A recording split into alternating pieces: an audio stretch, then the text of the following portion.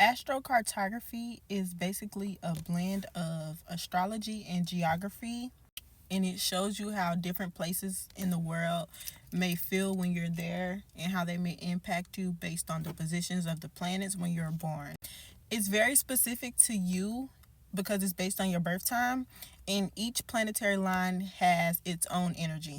Like your Venus line could be good for love and creativity, Jupiter, success and expansion, Mars, conflict or motivation, and so on. Each line also has an ascendant, a descendant, a midheaven, and an IC, just like in your birth chart.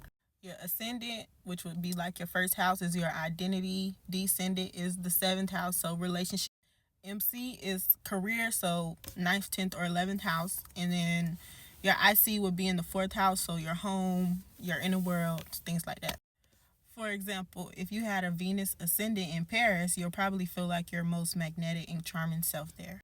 So that's probably when you go certain places, you love it there and you always want to revisit there. And then there's probably other places that you don't really care to go to. And then also, if you have a calling, like you really, really want to go somewhere, you should look up your astrocartography chart because you probably have a good placement there. But I always say too, just because Venus is love and creativity doesn't mean you have a well aspected Venus in your chart. And this video is not just for Venus, it's for all the planets, but I'm using Venus as an example. Like me, for example, I have a well placed and aspected Venus. So, of course, when I went to Vegas, I felt the energy that I did because I have a fifth house Venus in Cancer, which is sextile in my moon and my vertex.